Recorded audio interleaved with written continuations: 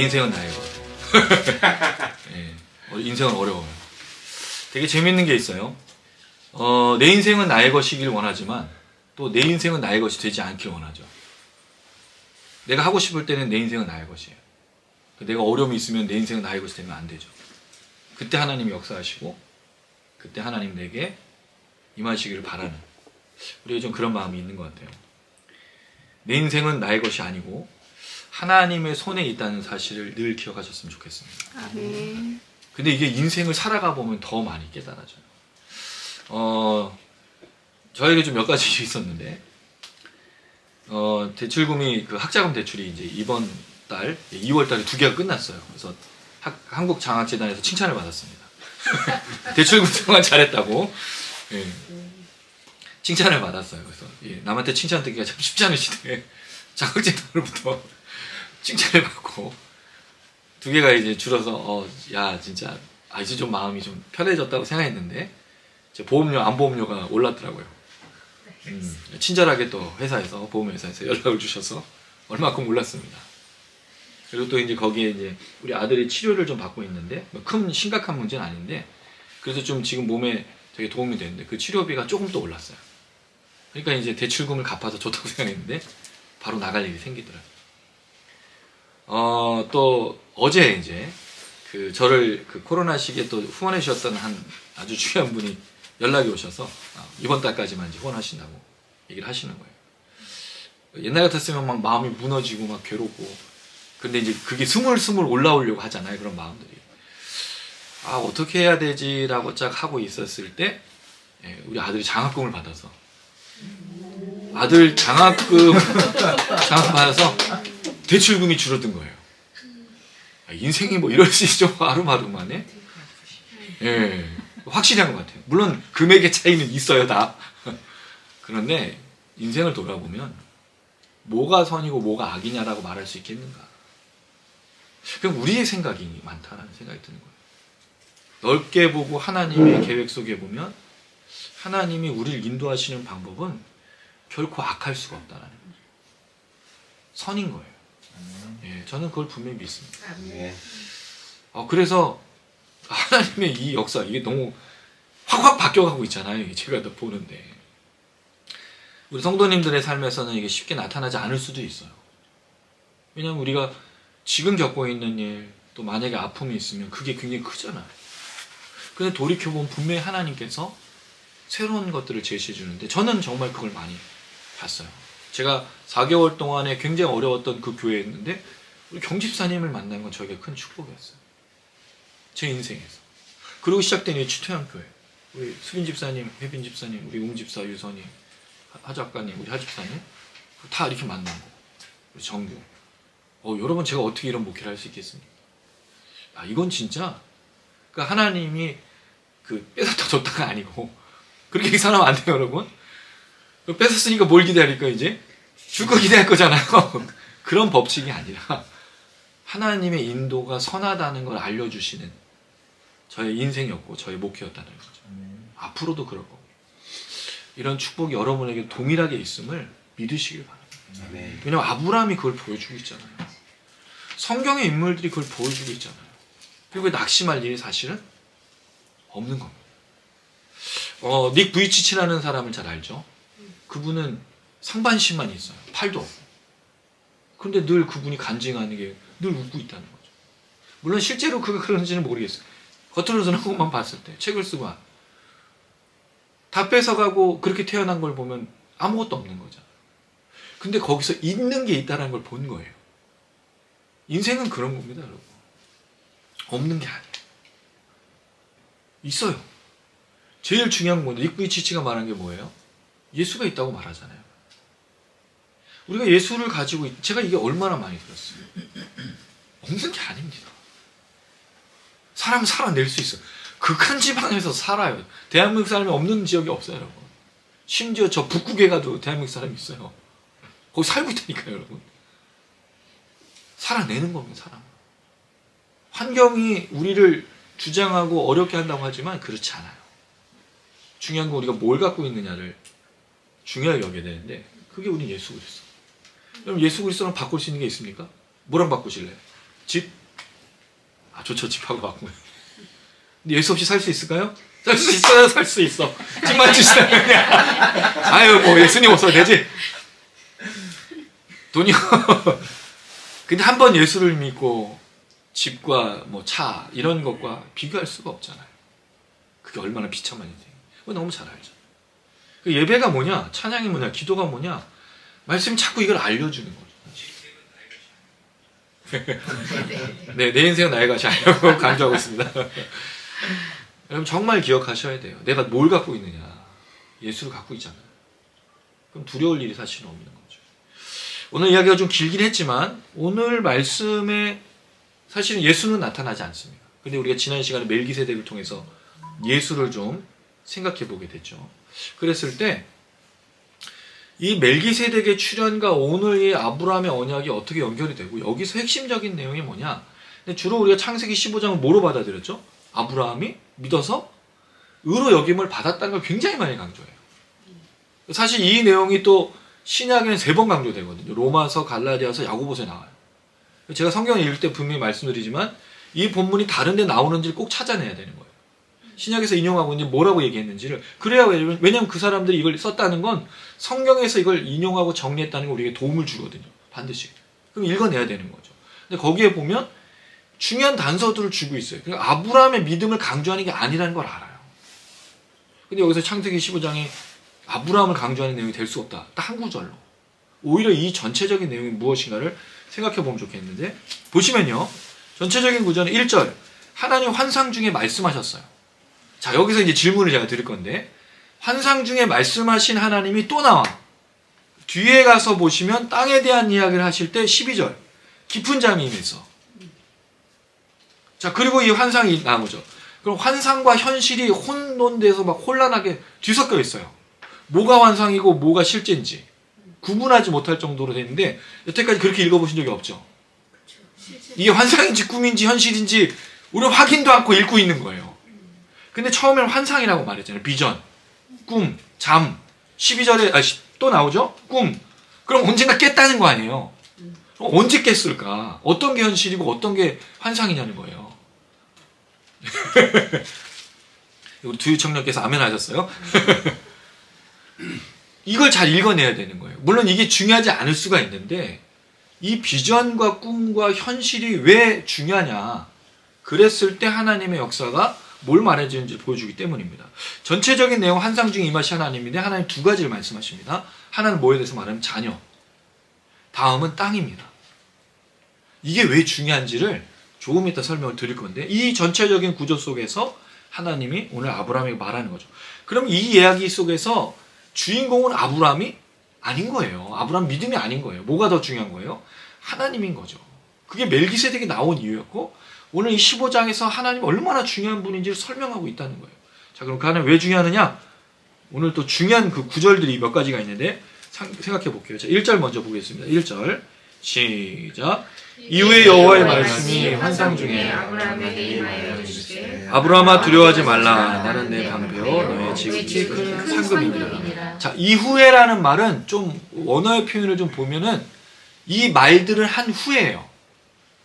이후에란 말은. 그럼 어떤 말이 있었죠? 아브라함이 소돔 왕에게 나는 전리품이 필요 없어. 나는 너에게서 어떤 것도 가지지 않을 거야. 대신에 내 동맹을 맺은 자에게는 줘.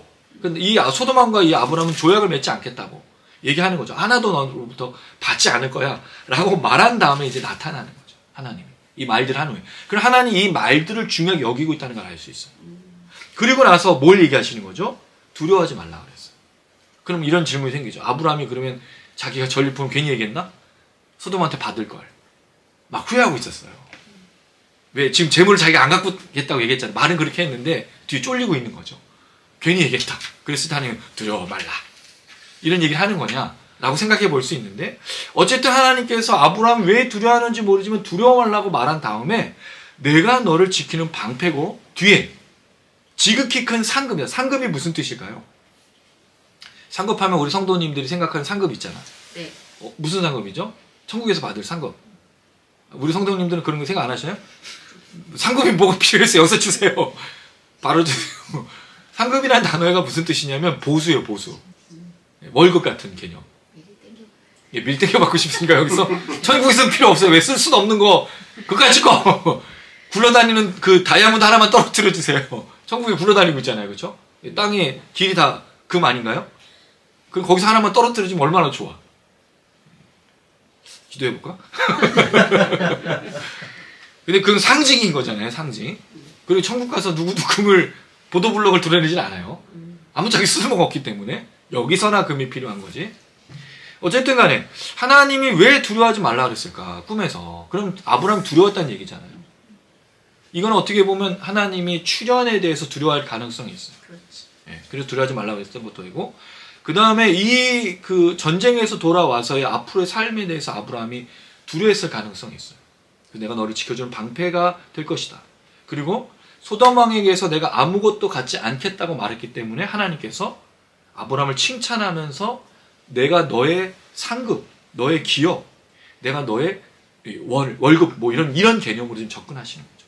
그러니까 아브라함이 그 사람으로부터 뭔가를 얻지 않았다고 말했을 때 하나님은 내가 너의 상급이 되어줄 거라고 말해주는 거예요.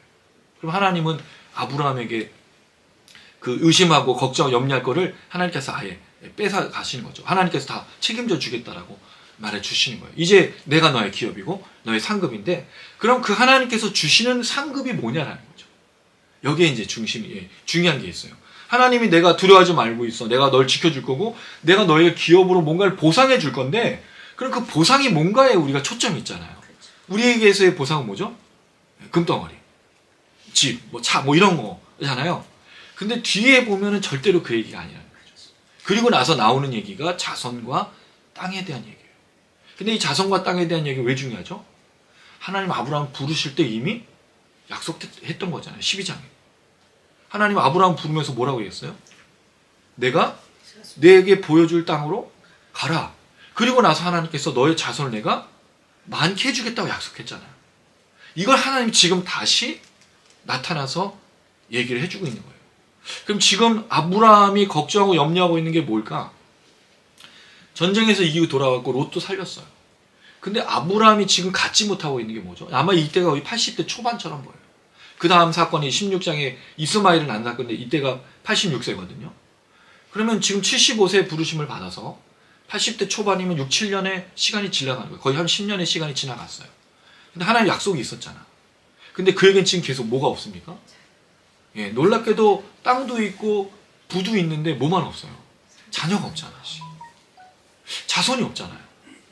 아마 이게 가장 큰 아브라함의 걱정과 염려가 아닐까 생각돼요. 왜? 15장 이 1절 뒤에 나오는 내용을 보면 아브라함이 하나님께 질문하는 내용이 나오거든요. 그럼 그가 바라고 있었던 축복이 뭐냐면 자녀의 축복이었던 거예요. 땅에 대한 축복은 사실 이미 하나님 보여주시고 있었던 것에 들어갔지만 아직까지 못 보고 있던 게 뭡니까? 자녀였어요. 그래서 하나님께서 이 이야기를 해주고 있다는 것을 볼 수 있습니다. 자, 그리고 나서 시간의 개념이 등장하는데 이 시간에는 환상이 언제 임했는지 시간이 없어요. 자, 그런데 뒤에 보시면 하나님께서 이렇게 아브라함에게 이야기를 하시죠. 5절 한번 읽어볼게요. 5절 시작. 그를 이끌고 밖으로 나가 이르시되 하늘을 열어 별을 셀 수 있나 보라. 또 그에게 이르시되 내 자손이 이와 같으리라. 자, 하늘을 우러러 별을 셀 수 있으면 어느 정도의 시간일까요? 밤일까요? 자, 그래서 이제 좀 어려움이 뭐냐면 12절 해질 때. 해질 때란 말은 재밌는 표현이게 해질 때가 태양이 들어갈 때가 되어 있어요. 태양이 사라지는 걸 이렇게 표현했어요. 태양이 들어가고 있을 때 깊은 잠이 들었어. 그럼 이 해질 때는 이게 거의 뭐 우리나라로 치면 이제 그 황혼 무렵 이 시간이잖아요. 그럼 아직 어두운 게 아니야. 그럼 이 환상은 언제 있었던 거예요? 예, 이게 낮인지 저녁인지 밤인지 헷갈리게 돼 있어. 자, 더 문제는 뭐냐면 17절 해가 져서 어두워졌어. 이건 이제 밤중이 된 거잖아요.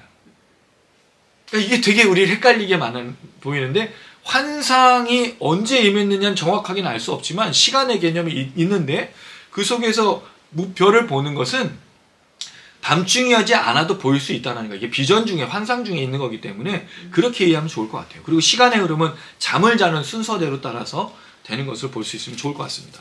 자, 그 다음에 환상은 어떤 때가 환상이고 어떤 건 현실인가 그걸 좀 생각해 볼 수 있어요. 12절에 보시면 해질 때 깊은 잠이 임했잖아요. 그럼 앞선 사건은 뭘까요? 깨어있는 사건일 수 있어요. 그럼 뭐가 깨어있는 걸까? 하나님께서 환상 중에 이런 얘기를 하시고 나서 아브라함이 하나님께 땅에 대한 이야기를 하면 하나님께서 9절에 뭘 가져오라고 얘기를 하셔요. 그럼 여기까지가 환상인 것처럼 보이고 10절에서 11절에 아브라함이 그 재물을 준비해서 쪼갰죠. 여기서 재밌는 게 있어요. 하나님이 쪼갠 게 아니에요. 아브라함이 짐승을 다 쪼개놓은 거예요. 새들만 안 쪼개고. 근데 이 쪼갠 고기 사이로 하나님이 지나간 거잖아요. 주로 사람들이 이 고기를 누가 쪼갰냐면 하나님이 쪼갠 거로 생각을 해요. 아브라함 쪼갠 고기로 지나가니 그럼 아브라함 왜 쪼갰냐 이거예요. 반으로. 왜 반으로 갈랐냐는 거예요. 아브라함이 뭔가를 알고 있었다는 전제가 있죠. 그러니까 아마 당시에 어떤 언약을 체결하는 방식일 가능성이 있다라는 거예요. 그래서 아브라함이 그래서 짐승을 준비하는데 하나님 그렇게 말하니까 다 알아서 다 쪼개놓고 있었던 거죠. 이걸 아브라함이 한 건데, 자 그렇게 준비한 것이 환상은 아니겠다는 생각이 드는 거예요. 그리고 이 솔개, 매가 날아다녀서 그 짐승 위에 덮치려고 하니까 아브라함 쫓잖아요. 그럼 이것조차도 환상으로 보이기는 어렵다. 그리고 여긴 현실이고 12절에 다시 그 환상이 또 나타나죠. 그럼 또 뭐가 현실일까요? 17절에 아주 어두운 시간이 돼서 화로, 큰 횃불이 나타난 거. 이거는 환상이 아니라 그 고기, 왜냐면 고기 쪼개는 고기가 현실이니까 그 횃불이 지나간 것도 현실로 보여진다. 자, 그럼 어떻게 나눌 수 있냐면 하나님이 예언의 말씀을 환상 중에 하시고 실제적인 역사들의 순종이나 하나님의 언약을 체결한 건 현실이라는 거죠. 환상과 현실이 어떻게 어우러져 있냐면 무언가 앞으로 일어날 일에 대해서는 하나님께서 환상으로 보여주시고 근데 그 환상이 미래에 대한 일이 실제적이라는 것을 아브라함이 쪼갠 고기가 있고 거길 지나가게 하는 하나님 현실적인 실제적인 역사가 그걸 증명하고 있다는 거죠. 환상과 현실이 혼동되어 있지만 하나님의 말씀은 반드시 이루어진다는 것을 이 15장에서 이 환상과 현실이 오고 가면서 잘 보여주고 있는 거예요. 이걸 영화로 표현하면 저는 아주 너무 잘 만들 수 있을 것 같아요. 이게 꿈속에 아브라함이 막 보고 있던 그 장면, 그리고 실제적으로 아브라함이 이걸 막 쪼갠 고기는 막 이렇게 만들어 놓고 있는데 또 잠이 들었는데 하나님 막 말씀하셔. 근데 그거를 횃불로 딱 지나가면서 이 클라이막스잖아요, 이게. 그래서 아브라함 딱 그걸 보면서 하나님이 내 환상으로 예언하신 말씀이 반드시 이루어지겠구나 라는 걸 보게 되는 그 역사. 물론 이렇게까지 봐야 되느냐라고 생각할 수 있겠지만 저는 이게 너무 재밌는 거예요. 물론 여러분 재미없어. 근데 저는 정말 재밌어요. 왜 이걸 이렇게 썼을까? 이게 환상과 꿈 속에 하나님이 분명히 역사하시는, 하나님은 말씀하신 것을 반드시 지키는 하나님이라는 걸 보여주고 있는 거예요. 이게 만약 다 환상이라면요, 현실감이 떨어지잖아. 그래서 아마 그냥 환상으로 끝났을 건데 아브라함이 꿈도 꾸고 실제역을 행하는 이 속에서 하나님의 말씀은 반드시 이루어지고 있다는 걸 너무너무 잘 보여주는 그런 장치라는 거죠. 그래서 하나님은 꿈속에서도 말씀하시고 현실에서도 이루시는 분이시다. 이걸 꼭 기억했으면 좋겠고요. 자, 그 다음에 이제 이어져서 생각을 해볼게요. 하나님께서 그렇게 나타나신 다음에 2절부터 이제 아브라함이 환상 중에 질문합니다. 2절 시작. 아브라함이 이르되 주 여호와여 무엇을 내게 주시려 하나이까? 나는 자식이 없사오니 나의 상속자는 이 다메섹 사람 엘리에셀이니. 자, 여기서 아브라함이 이렇게 질문해요. 환상 중에 두려워 말라. 내가 너의 방패고 내가 너의 지극히 큰 상급이야. 그랬을 때 뭘 주시려고 하십니까? 라고 말하면서 아브라함이 요구한 게 뭐였습니까? 자녀였다는 거죠. 그럼 아브라함이 기대한 상급은 다른 게 아니었어요. 하나님의 약속을 그대로 믿고 그대로 지키고 있는 아브라함이라는 거죠. 그래서 우리가 아브라함을 생각할 때 너무 의롭지 않습니까? 아니, 너무 멋지지 않아요? 롯 구하러 가는 장면 보세요. 지구 끝까지 쫓아가서 이게 진짜 우리 아까 테이큰 I find you 이거랑 똑같잖아요. 근데 왜 사례한테만큼은 이렇게 이게 참 이상해. 아내한테는 언제나 약한 것 같아요, 남편들. 그런 건가요? 그 의미는 아니죠. 죄송합니다. 예. 잘못해서겠어요? 괜찮아요. 그럴 수도 있죠. 하여튼 참 이걸 보면 아브라함이 하나의 약속을 지금 기억하고 있다는 거예요. 12장의 그 약속 계속 시간이 지나가면서 놓치지 않고 있어요. 그러면서 자식을 얘기하는데 여기서 이 자식이 없다라는 표현이 원어는 어떻게 되어 있냐면 자식이 없는 길을 가고 있습니다라고 되어 있어요. 이게 무슨 얘기냐면 계속 자식이 없을 거란 얘기잖아. 내가 지금도 없는데 앞으로도 그 길을 걷고 있으니까 없는 거잖아요. 보이지 않는다는 거죠. 그러니까 나의 상속자, 내 하나님의 약속으로 상속을 받을 사람은 누구라는 거죠? 다메섹 사람 엘리에셀. 종을 상속자로 내오는 거예요. 그럼 이 엘리에셀이라는 사람은 대단한 사람인 거잖아요. 아브라함의 아들처럼 지금 임하고 있는 거니까. 수민 집사님 그 얼굴 보니까 얼굴살이 쏙 빠지셨네? 얼굴이 더 작아지셨어. 갑자기 말씀을 전해서 죄송해요. 손을 예, 진짜. 손가락으로 하신 거죠? 아니요. 전혀 그렇지 않습니다. 예. 다메섹 사람 엘리에셀이라고 말했어요. 자, 그럴 때 하나님께 또 아브라함 또 물어봅니다. 3절 시작. 아브라함이 또 이르되 주께서 내게 씨를 주지 아니하셨으니 내 집에서 길린 자가 내 상속자가 될 것이니. 그러니까 아브라함 포기한 거예요. 왜? 지금 75세에 부르심 받아서 10년 가까운 세월이 지나가니까 하나님이 이 약속을 지키실 거라는 의문이 든 거죠. 근데 환상 중에 두려워 말라고 말했고 뭐라고 약속해 주셨죠? 내 방패고 내가 상급이야. 뭘 원하니까 된 거잖아요. 뭘 보상으로 받고 싶어? 그랬을 때 아들이 없습니다. 자, 여기에 이제 3절에 내게 씨를 주지 아니하셨으므로. 자, 이게 누가 씨를 주지 않았다고 얘기하는 거예요? 하나님이. 나 기다렸잖아요, 지금. 12장에 부르심 받아서 자녀 준다고 얘기해놓고 왜 씨를 주지 않고 있냐는 거예요. 10년 가까이 기다리고 있는데 왜 없냐는 거죠. 그래서 결론이 뭐다? 집에서 길린 자. 사실 길린이라는 말이 없어요. 내 집의 아들이란 뜻입니다. 그러니까 내게 속한 사람인 거죠. 근데 아들은 아니야. 뭐죠? 남자, 종. 그래서 이 다메섹, 엘리에셀, 내 상속자. 자, 이게 아주 다른 개념이죠. 길리고 집에서 자란 노예나 종도 아들이 될 수 있지만 실제적으로는 아들이 아니고 아들 삼은 거예요. 이거를 이제 아브라함은 얘기할 수밖에 없는데 하나님이 여기서 비전 중에 아주 강력하게 말씀하십니다. 4절이요. 시작. 여호와의 말씀이 그에게 임하여 이르시되 그 사람이 내 상속자가 아니라 내 몸에서 날짜가 내 상속자가 되리라 하시고. 하나님 강력하게 얘기하시죠. 뭐라고요? 너의 집에 있는 아들, 종, 노예가 아니다. 내가 계획한 것은 너 몸이라는 말은 장기입니다. 내장. 그럼 이건 뭘 말할까요? 그 몸으로부터, 아브라함으로부터 나올 사람이라고 얘기를 하고 있다는 거죠. 여기 날짜라는 말이 중요한데 날이라는 단어가 떠나다, 이끌다, 탈출하다, 낫다라는 뜻을 갖고 있어요. 굉장히 중요한 단어입니다. 야자예요, 야자. 야자는 히브리어인데 이게 왜 중요하냐? 오늘 본문에 이게 4번 쓰였어요. 4번 쓰였다는 말이 왜 중요하죠? 강조하기 때문에 쓰인 건데 이게 하나님의 계획인 거예요. 이걸 다른 말로 뭐라고 얘기했냐면 5절에 나와요. 5절 시작. 그를 이끌고 밖으로 나가 이르시되 하늘을 우러 무뼈를 셀 수 있나 보라. 또 그에게 이르시는 내 자손이 이와 같으리라.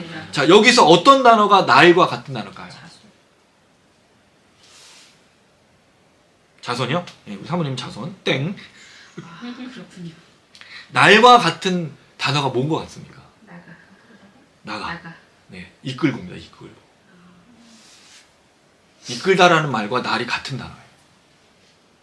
물론 지금은 밖으로 나가는 장면을 설명하고 있지만 그럼 결국 그 몸에서 끌어낸다는 뜻이죠. 이게 왜 중요해요? 하나님께서 분명히 하신 말 중에 이 이야기가 있지 않습니까? 7절. 너를 갈대아인의 우르에서 이끌어낸 여호와니라. 너를 끌고 나왔다라는 거죠.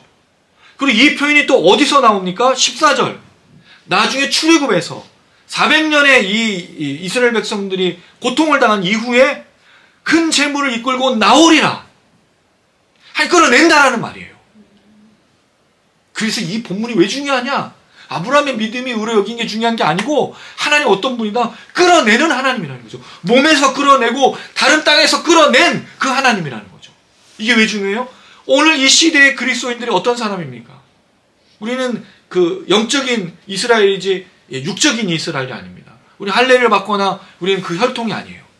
근데 우리 영적인 이스라엘 된 게 뭐죠? 죄에서 끌어내서, 종에서 끌어내서 출애굽 하나님의 자녀 삼아 주셨기 때문입니다.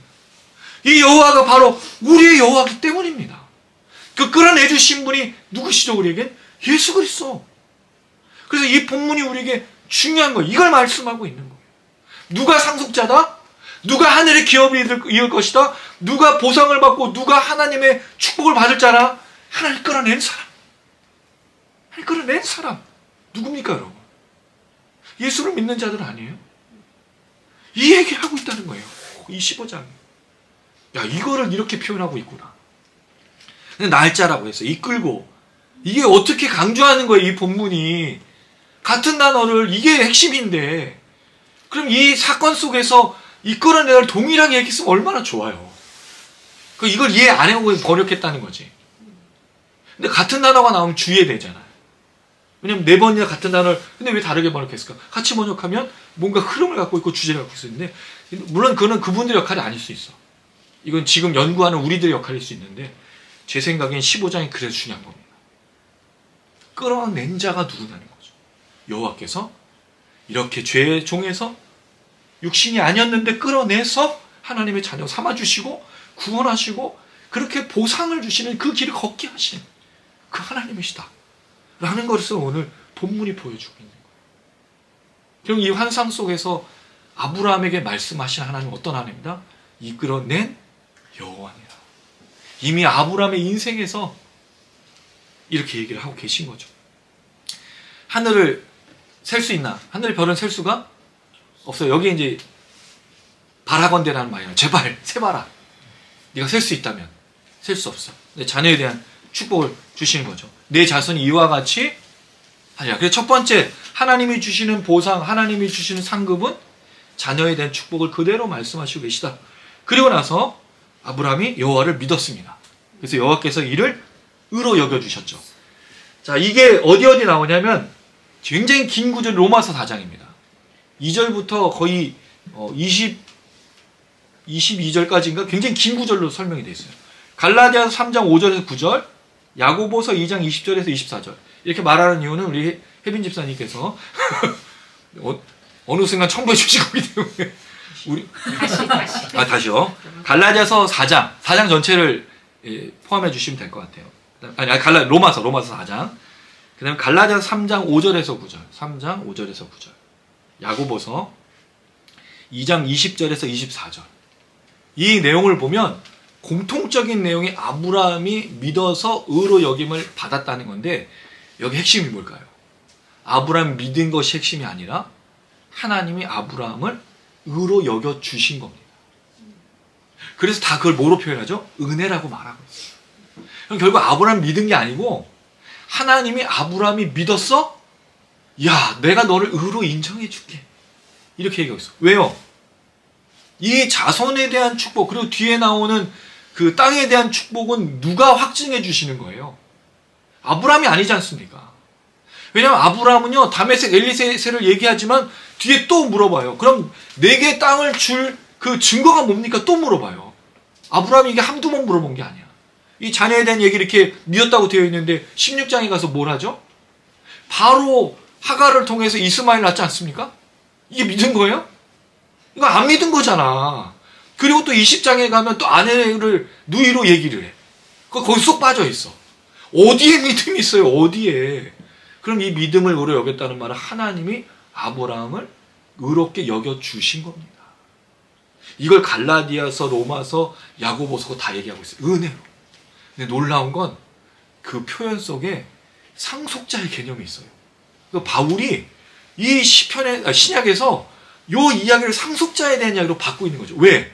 이방인들, 하나님에서 계기되었던 우리 그리스도인들이 아브라함이 은혜로 믿음으로 여겨진 것, 그 의로 여겨진 것이 동일하게 은혜로 우리에게도 믿음으로 의로 여겨졌다라고 말하고 있기 때문입니다. 그래서 이걸 인용하고 있어. 그래서 우리가 오늘 이 본문을 중요하게 여겨야 될 게 하나님이 은혜로 우리를 의롭다 여겨주셨기 때문인 거예요. 우리 하나님의 자녀가 된 것 전적인 하나님의 은혜라고 사도 바울이 말하고 야고보서 기자가 말하는데 야고보서는 좀 다르죠. 야고보서는 그 믿음은 단지 믿음이란 감정과 느낌이 아니라 행위로 한 순종이다 라고 말하는 게 야고보서의 특징인 거예요. 믿음은 입술로만 하는 게 아니라 반드시 순종하는 믿음이 진정한 믿음이기 때문이다 라고 말하기 때문인 거예요. 그러나 사실은 아브라함은 그 순종을 잘 보여주진 않잖아요. 어쨌든 그래서 이게 더 깊이 있게 좀 보고 싶은데 그걸 어제 준비하느라고 좀 시간이 많이 걸렸어요. 근데 제가 이거를 다 날리려고요. 왜냐면 시간이 없어. 이걸 다 표현하려면 시간이 없어. 대신 혜빈 집사님이 이거를 우리 카톡에 공유해 주시겠죠? 그럼 여러분들 이걸 읽어보시겠죠? 그리고 나서 이걸 다 한번 보면서 이게 그런 의미였구나 라고 생각해 보시겠죠? 아멘. 할렐루야. 꼭 보셔야 되는 거예요. 제가 그래서 넘어가는 겁니다. 어쨌든 아브라함이 이걸 믿었는데 저는 이 표현이 너무 재밌는 게 그 공동 번역에서 이걸 뭐라고 갸륵하게 여기시기로 했어요. 예. 의로 여기셨다는 표현을 갸륵하게 여기시고라고 번역을 했어요. 그 다음에 굉장히 흐뭇하게 여기시고 이런 표현. 번역자는 되게 갸륵했네. 예, 이게 지극한 정성이다라고 이제 본 거죠. 결국 아브라함이 믿었던 건 하나님의 그 약속을 믿어지게 하신, 믿게 하신 하나님의 역사라는 것을 분명히 성경 이야기하고 있다는 거죠. 자, 그리고 나서 아브라함에게 하나님이 말씀하십니다. 7절 시작. 또 그에게 이르시되 나는 이 땅을 내게 주어 소유를 삼게 하려고 갈대아인의 우리에서 이끌어낸 여기서 강조하잖아요. 또 내 몸에서 자손들이 다 끌어낼 거야. 다 끌어낼 거야 이제. 그래서 내가 이미 너를 그 땅에서 끌어냈어 라고 증명하고 있다는 거죠. 자, 여기서 질문이 생기잖아요. 창세기 12장은 그럼 갈대아 우르에서 부르신 부르심이냐? 하란에서 부르신 부르심이냐? 12장에서 보면 분명히 하란에서 부르신 게 맞는데 하나님이 이미 갈대아 우르에서 아브라함을 부르셨다고 말하고 있다는 거죠. 그 속에서 걸어오는 거예요. 넘어가서 자, 그랬을 때 아브라함은 궁금한 게 많아. 꿈속에서도 계속 물어보죠. 8절 시작. 그가 이르되 주 여호와여 내가 이 땅을 소유로 받을 것을 무엇으로 하리까? 다시 증명할 걸 증거를 달라고 해요. 예, 증표가 뭐냐? 내가 어떻게 알 수 있겠습니까? 그럼 사실은 아브라함 믿은 거예요? 굉장히 말은 좋게 하는데 네. 자꾸 뭔가를 내놓으라고 하는. 그렇죠. 이게 사실은 믿음이라고 보기가 좀 되게 애매한 게 많아. 또 물어보는 거. 왜 증거 달라고 말하는 건 그런 거니까. 그럼 결국 이게 하나님의 역사라는 걸 계속 얘기해요. 그러니까 하나님께서 3년 된 암소, 3년 된 암연소, 순양, 산비둘기, 집비둘기 이런 재물을 얘기하신다는 거죠. 재밌는 건 아브라함이 지금까지 제단을 쌓고 여호와 이름을 불렀잖아요. 거기에도 분명히 재물이 있었을 건데 이 언약에서는 하나님이 재물을 준비하신다는 거죠. 물론 아브라함이 준비를 하는데 하나님이 처음으로 요구하시는 재물이었어요. 그전에는 재물 요구하신 적이 한 번도 없었죠. 물론 이게 아브라함이 다 준비하는 거지만 그래서 마치 이게 그 아담과 하와에게 하나님이 에덴 동산을 쫓아내실 때 증표로 주신 게 뭐였냐면 짐승의 가죽. 하나님 그와 함께 하신다는 걸 짐승의 가죽을 보여주셨던 것처럼 이렇게 뭔가를 약속을 체결하시는 것에서 보여주는 것은 아니겠나 그런 좀 생각이 들어요. 그래서 이게 암염소, 순양 이게 무슨 의미인지는 사실은 잘 몰라요. 이게 레위기의 제사가 아니기 때문에 그냥 이걸 준비해서 다 공통점은 뭐죠? 근데 단지 다 3년 된이에요.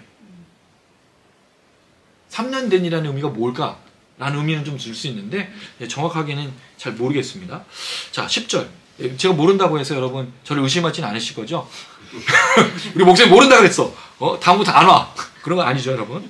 자, 10절. 그래서 아브라함이 중간을 쪼갰어요. 그럼 이건 이미 아브라함이 이걸 봤다든지 그렇게 했다든지 할 수 있는 건데 이게 언약의 체결이고 하나님이 뭔가를 약속을 보증하시는 거기 때문에 이렇게 준비한 것으로 보이는데 아마도 그 당시에 있었던 언약의 체결 방법인 것처럼 보여져요. 왜 이걸 쪼개죠? 언약을 지키자고 했던 사람들끼리 만약에 언약을 지키지 않으면 약속을 지키지 않으면 어떻게 되는 거예요? 이 짐승처럼 쪼개지리라는 의미가 있어요. 그래서 언약을 그냥 맺는 게 아닙니다. 당시에. 생명을 걸고 맺는 게 언약이었어요. 이걸 지키지 않으면 너가 조각 날 거야. 이렇게 말하고 있는 거니까. 그래서 하나님께서 이걸 준비하라고 했을 때 솔기가 내려앉은 거니까 아브라함을 쫓아요. 참 이것도 뭔가 그 영화의 한 장면 같지 않습니까? 쪼개라고 해서 아브라함이 그렇게 다 이제 짐승 쪼개놓고 기다리고 있는데 뭐가 내려와. 솔개가 매가 막 올려오니까 에이 자식들 하면서 쫓고 있는 그런 장면이 있는 거죠. 그리고 나서 12절에 이제 아브라함이 잠이 드는 거예요. 이게 하나의 쫙 흐름의 환상과 현실과 환상과 현실이 계속 왔다리 갔다리 하는 거죠. 12절 읽겠습니다. 시작. 해질 때 아브라함에게 깊은 잠이 임하고 큰 두려움이 그에게 임하리라. 자, 이제 시간이 지났을 때 아브라함이 다시 잠에 깊이 빠집니다. 왜? 하나님이 다시 환상 중에 말씀을 하셔야 되기 때문에. 근데 여기 표현이 재밌어요. 잠이 임한 게 아니에요. 깊은 잠에 떨어졌다. 실제 떨어졌다는 표현을 썼어요. 잠에 확 떨어지다라는 표현을 썼어요. 근데 놀란 건 임했다는 말이 똑같아. 흑암과 두려움도 떨어졌다. 그럼 이 잠은 어떤 잠이라는 걸 알 수 있습니까? 두려운 잠인 거죠. 왜? 흑암, 짙은 어둠과 두려움이 이 잠 속에서 임하고 있기 때문에. 왜냐하면 그 내용이 뭐죠? 이제 아브라함의 후손들에게 일어날 앞으로의 일들을 말하기 때문에 흑암과 두려움을 말하고 있는 것을 볼 수 있습니다. 13절입니다. 시작. 여호와께서 아브라함에게 이르시되 너는 반드시 알라 네 자손이 이방에서 객이 되어 그들을 섬기게 되고 그들은 400년 동안 네 자손을 괴롭히리니. 아브라함의 자손에 대한 건 분명히 확실한데 아브라함 자손에 대해서 앞으로 일어날 일들을 말하고 있어요. 그럼 이런 얘기를 들으면 궁금증이, 그럼 뭐하러 자신을 낳게 하는가? 뭐하러 아브라함이 자손을 낳는가? 결국 어떤 일을 경험하죠? 400년 동안 괴롭힘을 당하는 거예요. 그 하나님은 나쁜 사람이잖아. 왜? 너의 자녀가, 너의 후손들이 400년 동안 괴롭힘 당할 거야. 이런 하나님 아닌가요? 뭔가 좀 정신이 이상한 분 아니냐 이거. 이걸 보면 이걸 말해주고 있어. 또 꿈에, 야 아브라함아 너가 자손 낳을 거야. 딱 무뼈를 보라고 막 이렇게 축복해주고 땅을 뭘로 가지고 가냐니까 준비하고 있어라고 말했는데, 그런데 아브라함은 사실은 너의 자손들이 고통을 당할 거라고, 뭐 이런 하나님이 있어요. 아니 축복을 해주든지 뭐 그런 얘기를 해줘야 되는 거 아니야? 되게 의심스러운 얘기인 거예요. 굳이 그럼 자녀들을 만들 필요가 있고 후손들을 만들 필요가 뭐가 있냐는 거죠. 근데 생각해보면 이 이야기의 핵심은 고통을 줄 거라고 하나님이 말하는 게 아닙니다. 하나님이 이 자손들이 고통받을 것에 대해서 얘기하고 있는 게 아니에요. 제가 아까 이 15장에서 중심되는 단어가 뭐라 그랬죠? 끌어내어라 그랬죠. 이걸 말해주고 싶은 거예요. 너희 자손들이 그런데 땅을 차지하기 위해서는 어떤 과정이 필요한 거죠? 400년의 노예로 괴롭힘을 당하는 과정이 있을 거야. 얘기를 해주고 있는 거예요. 다르죠 이건? 야 너희 자녀들은 400년 동안 괴롭힘 당할 거다? 이놈아? 이렇게 얘기한 게 아니고, 내가 너를 끌어내고 너희 자녀도 끌어내는데 자손들을 끌어내려면 한 가지 거쳐야 될 과정이 있어. 그게 뭐라고요? 400년 동안 4대에 걸쳐서 괴롭힘을 당하게 될 거야. 이건 완전히 뉘앙스 달라요 여러분. 하나님 괴롭히기 위해서 아브라함에게 말하는 게 아니고, 내가 너희를 끌어내는데 그 땅으로 들어가게 하는 데는 한 가지 이 일이 날 거야 라고 미리 얘기해 주시는 거죠. 여기서 반드시 알라라는 표현은 알다라는 말, 야다라는 말을 2번 썼어요. 그럼 확실하게 안다는 뜻이죠. 근데 아브라함이 이걸 기억하나요? 아브라함이 이걸 기억 못합니다. 그리고 요셉도 이 이야기를 기억 못해요. 나중에 400년이 지나고 나서도 아무도 기억하지 못해요. 하나님이 그때서야 모세를 불렀을 때 아브라함이 하나님을 왜 말할까? 이 얘기를 하는 거예요. 내가 아브라함에게 이미 얘기했다는 거예요. 근데 누구도 기대하고 누구도 준비하고 누구도 그 하나님을 바라보지? 이게 문제인 거예요.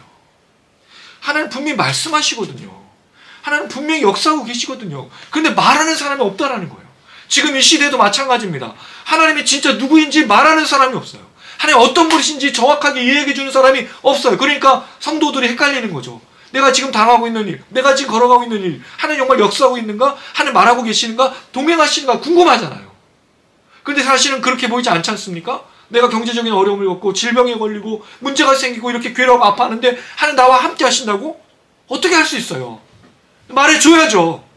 질병이든 사망이든 고통이든 괴로움이든 어떤 것도 하나님의 사랑에서 끊을 수 없다고요.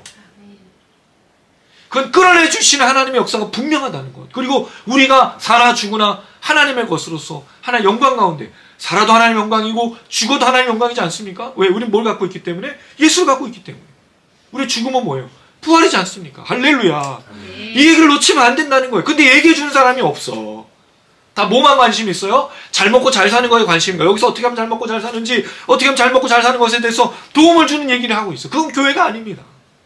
그건 하나님의 말씀이 아닌 거예요. 하나님 분명히 얘기하셨어요. 아브라함에게. 아브라함아, 너희들 이 땅을 분명히 차지하게 될 게 맞아. 내가 하나님에서부터 우르에서부터 널 끌어내는 게 맞는데, 그리고 너희 자녀들에게도 줄 게 맞는데, 그 땅을 차지하려면 이 사건이 있을 수밖에 없다라고 얘기해 주고 미리 준비해서 대비해서 그렇게 얘기하는 거예요. 요한계시록을 왜 주셨을까요? 이 요한계시록에 대해서 오해를 하는 사람이 너무 많아. 우리가 요한계시록을 통해서 준비해야 될 게 뭐죠? 하나님의 나라가 반드시 임하시는 거잖아요. 근데 그것을 어떻게 쓰죠? 7년 대환란. 이런 것만 얘기해. 휴거 받아야지. 그러니까 그 시험과 그 신앙을 다루는 게 뭐예요? 교회 열심히 하고 봉사하고 이런 걸 하는 사람만 천국 간다. 신천지는 자기들만 믿으면 천국 간다. 이런 얘기를 하고 있잖아요. 그렇지 않잖아요. 요한계시록을 주는 이유가 뭐예요? 두렵게 하기 위해서, 무섭게 하기 위해서? 아닙니다. 궁극적으로 새 하늘과 새 땅이 이 땅에 임할 거니까 지치지 말고 포기하지 말고 끝까지 잘 견디라고 얘기해 주는 거지, 위협하고 협박하기 위해서 요한계시록 준 게 아니에요. 요한계시록 편지잖아요.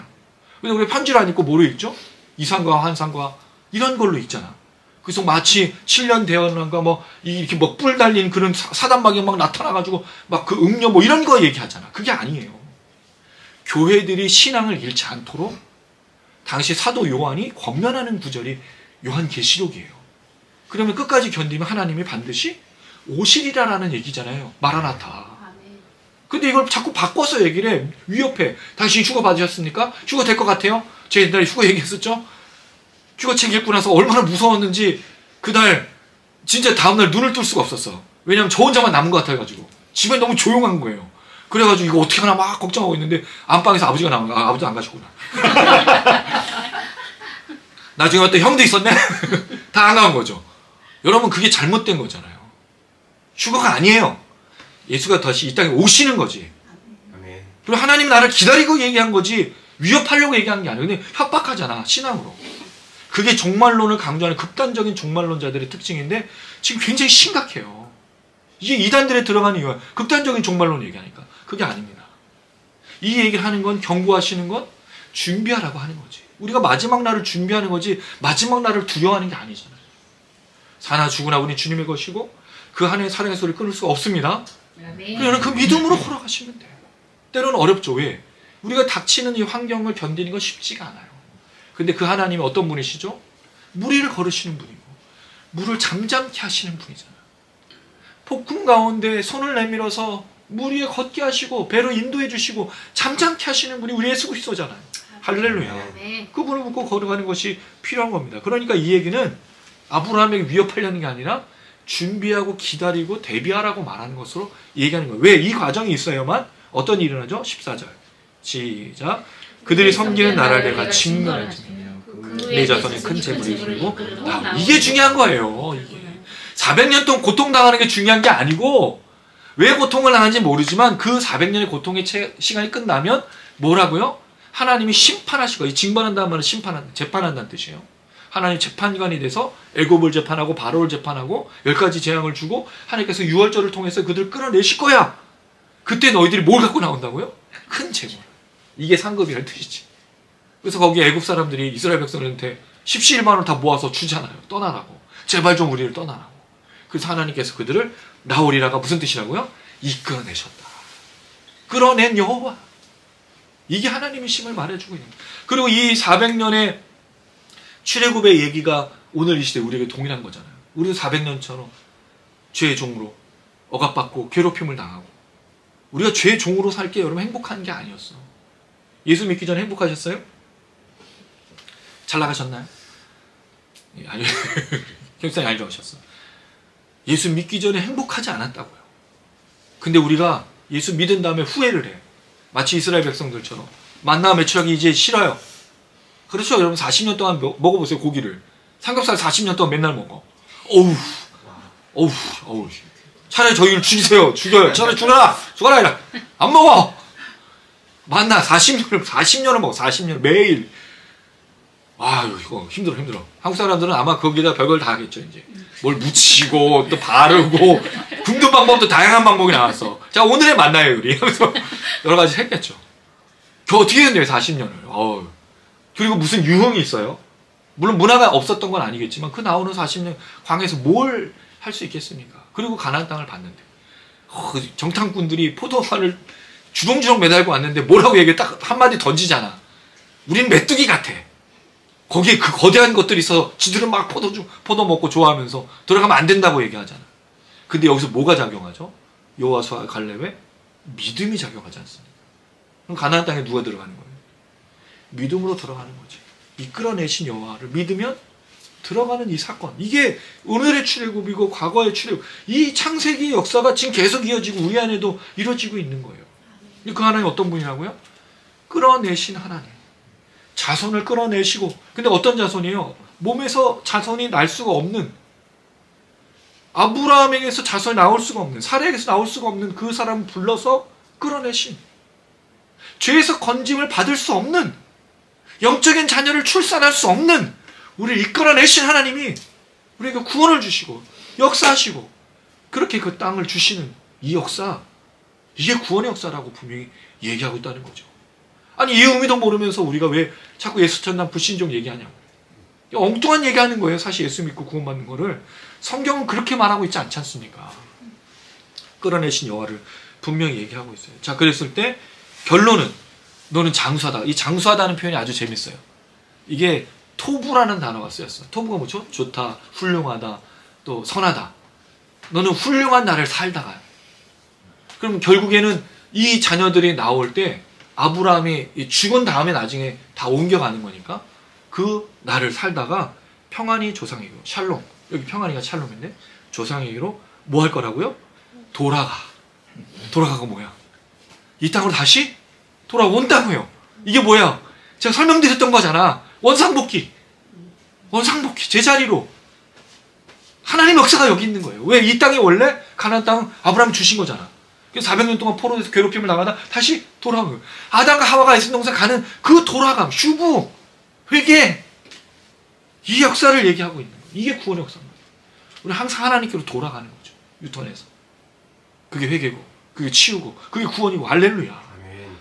그러니까 여러분, 우리가 만약에 잘못된 길을 걷고 실패하는 길을 걷고 낙심한 길을 걸으면 하나는 그냥 내버려 두지 않았어요. 다시 돌아오게. 자, 아까 제가 얘기해 드렸죠? 대출금이 없어져서, 물론 이게 구원의 역사는 아니지만 제가 그냥 경험한 바로는 이제 마음이 되게 숨통이 트였어요. 정말 대출금 2개 갚았더니 너무 신나. 8월에 2개가 또 끝나요. 근데 얘기하지 말아야지. 또 뭐를 또 아사갈 또 뭐가 날지 모르니까 말하지 말아야죠. 어이씨 이렇게. 목사님. 죄송해요. 침 튀었나요, 집사님 거기까지? 죄송해요. 제가 이런 사람이에요. 참 어떡하지 이거. 다 큰일 났네. 다 뽀록 났네. 아무튼 하나님의 역사는 돌아가게 하신 제자리로. 근데 그 제자리가 질병이 낫고 옛날에 잘 살았던 때로 돌아가는 게 아닐 수 있어요. 왜죠? 이들이 돌아가는 건 뭐예요? 부자가 되는 게 아니라 하나님의 통치와 임재로 돌아가는 거잖아요. 아멘. 그럼 우리가 만약에 질병과 만약에 괴로움과 고통으로 인해서 또는 사업이 실패하고 여러 가지로 인해서 낙심해서 하나님을 떠났다가 돌아가는 게 뭘까요? 환경이 바뀌는 게 아니고 하나님의 임재 속으로 다시 돌아가는 거죠. 그게 신앙이지 않습니까? 그러니까 우리가 함께 예배드리고 같이 말씀 듣고 뒤에 끝나고 나서 막 가서 서로 얘기하면서 제가 그랬는데 하나님 이렇게 얘기되는 게 우리 예배이지 않습니까? 그래 예배, 찬양, 말씀, 기도 그렇게 돌아오게 하신 것이다. 돌아오는 이유는 4대 만에 이 땅을 돌아올 때 아직 아모리 족속의 죄악이 가득하지. 이 표현도 되게 재밌어요. 이 전부가 아직 그 죄악을 짓지 않았기 때문이다. 그 4대가 돼야 이 아모리 땅에 죄악이 다 차면 하나님께서 누구를 보내신다는 거예요? 이스라엘 백성을 광야를 통해 들어서 정복하겠다는 거예요. 죄악을 심판하시겠다. 누굴 통해서? 하나님의 사람을 통해서. 그 얘기입니다. 지금 그 얘기. 자, 그랬을 때 17절 해가 져서 어두워졌죠. 화로가 나와서 화로. 횃불, 타는 횃불이 고기 사이로 지나가면서 그때 하나님이 이렇게 나타나셔서 말씀하십니다. 18절 시작. 그날에 여호와께서 아브라함과 내가 세워 이르시되 내가 이 땅을 애굽 강에서부터 그 큰 강 유브라데까지 내 자손에게 주노니. 네, 거기는 아직까지요. 네, 빨리 끝내겠습니다, 여러분. 죄송해요. 하나님이 주신다는 약속을 이제서야 이 땅에 대한 얘기를 합니다. 분명히 땅을 잃을 위기가 있고 고통의 시기가 있지만 반드시 끌어내는 하나님, 그 땅으로 다시 돌아가게 하시는 회복과 구원. 우리가 이 땅을 살아가는 이 인생의 걸음 속에서 새 하늘과 새 땅에 들어가게 하는 하나님의 그 역사, 내가 반드시 이루리라. 언약을 세워가 자르다, 나누답니다. 그래서 하나님의 언약은 둘로 나누게 돼 있어요. 믿는 자와 믿지 않는 자. 그 뒤에 겐 족속부터 시작한 10개의 가나안 족속의 심판. 그러나 하나님의 백성들은 그 땅을 주시는 언약, 이것을 이루어간다는 것을 분명히 말하고 있습니다. 이 19절부터 21절에 가나안 10족속과 10장 15절부터 나오는 가나안 거기서 나오잖아요. 헷이 아니라 걔 누구죠? 걔가 아니라 죄송해요. 네. 노아의 세 아들 중에 함의 후손 중에 가나안이 있지 않습니까? 그 가나안에 거기 나오고 있는 11명이에요. 근데 여기서 이제 공통적인 게 헷과 여부스와 아모리와 기르가스, 나머지는 사라졌는지 어떨지 모르겠지만 그 족속의 땅을 이 아브라함이 나중에 후손들을 통해서 주시겠다고 약속하면서 오늘 15장이 끝납니다. 여러분 15장 참 재밌지 않습니까? 이 말씀이 안 재밌는데? 죄송해요. 저 혼자 재밌었어요. 근데 이 말씀을 읽어보면 하나님 분명하신 거예요. 이 언약을 세우기 위해서 하나님께서 아브라함을 말하는데 그 언약의 보증자로 누굴 세웠죠? 14장에 멜기세덱이 나와서 이 언약이 확실하다는 걸 보여주고 그같이 이끄시기 때문에 너의 상급이 돼. 그래서 아브라함이 이걸 믿으면 그 자손과 땅을 끌어내어 주신 분이 역사하실 것이다. 근데 그 역사가 돌아가게 하신 역사다라는 걸 분명하게 보여주고 있는 거죠. 이게 오늘 우리의 삶의 소망입니다. 우리가 걸어가는 인생 만만치 않습니다. 우리 아까 다 인생은 정말 만만치 않아요. 쉽지 않아요. 무너뜨리고 넘어지게 합니다. 근데 우리가 무너지고 또 넘어지는 이유가 뭐죠? 원대한 거로 넘어지지 않아요. 우리가 아프리카를 위해서 애쓰다가 낙심하셨어요? 세계 평화와 우리나라의 분단을 통일을 이루기 위해서 절망하셨습니까?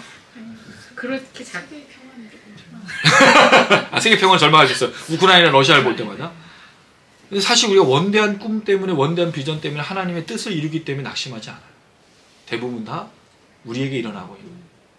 물론 그게 약한 거라고 말씀드리는 게 아니라 우리가 결국에는 내 안에 일어나고 있는 일들이 수습이 안 돼.